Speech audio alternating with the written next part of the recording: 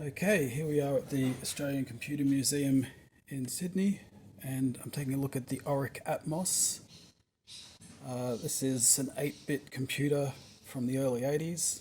Looks very similar to the Spectrum in terms of graphics, but it's actually got the 6502 chip that it shared with the Commodore 64. This one is working fairly well. It's got a little device on it called the Oric Erebus that can load files from an SD card, so that's very useful. The keyboard is not in the best state, so only a couple of these numbers are working, but most of the letters work and the arrows, so let's have a look at some software. So you can see here lists all the things, and this is quite interesting. Someone did a port of Stormlord, which I think was an Amiga game. You'd not expect to see it on this machine, but here it is. There we go, and that's a very impressive title screen for the Oric. And just got to keep hammering space because it doesn't always work. There we go.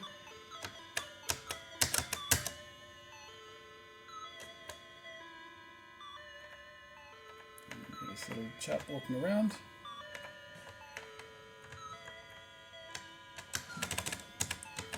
Occasionally I can get him to shoot out some kind of bullet or something.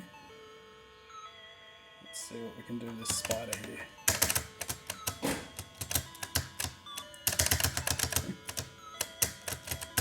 It's not me, it's just this joystick. Unfortunately there wasn't really a joystick for the Oric. There were a few third-party ones that were made. Whoa, man, yeah, that key worked, that's good. Okay, we've got to grab these little naked ladies here.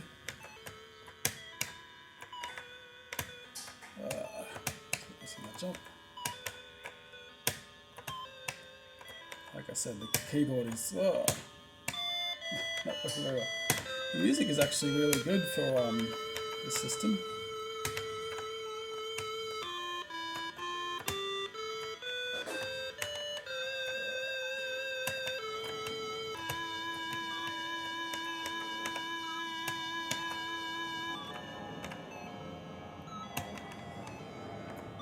Oh, I've gone into space. That's pretty cool.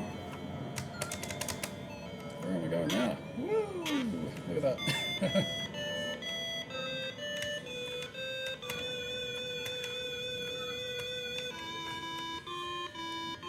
Pick up our friend here.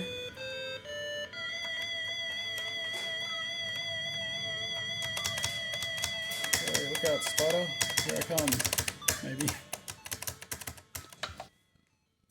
And here we go with Oricium.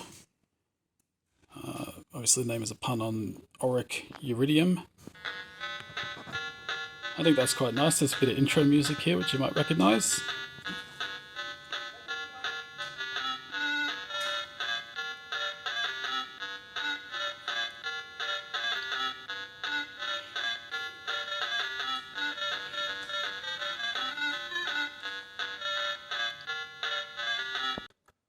A new game. So you can see here, very similar to the Spectrum. We've got kind of 2 colours per tile there. And we can go back and have another go.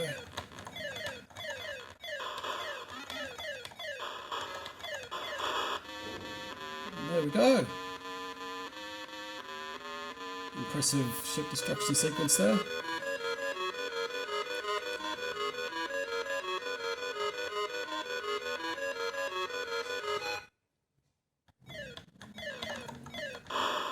Okay, don't hit that.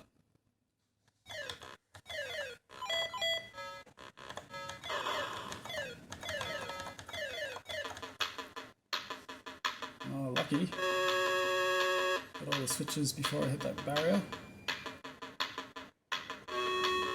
Now, just like every 80s micro, there was a demo scene for the Oric, and this is one of the demos which has some pretty cool stuff in it. That's not me typing, that's just part of the demo. Look at that. 8 wonderful colours. And sampled sound, which I don't think was part of the original spec for this machine.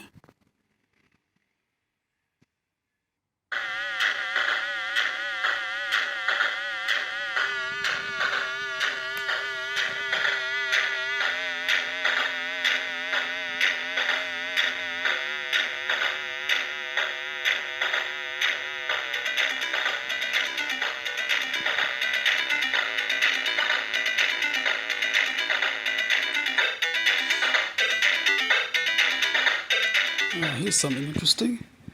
Turns out there was actually a disk drive for the Oric, listed as the micro disc here. This was unfortunately not a 3.5-inch disc. This was a 3-inch disc, shared with things like the Amstrad and the Spectrum computers. So not quite so easy to get it to talk to anything else. But I absolutely love the styling on this. You can see it's got that same black and red design. Very nice sort of chunky thing there. And interestingly, it looks like the ribbon cable that goes to the expansion port of the computer has another expansion port on it, which I guess implies that you could sort of daisy chain things onto this computer. Okay, this one is more of a demo than a game. It's a music player, just to give you an idea of what they can get out of the Oric sound chip.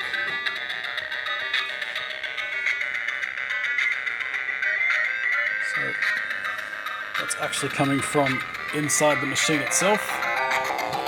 As you can see, there's a little speaker at the bottom there. It's kind of cool.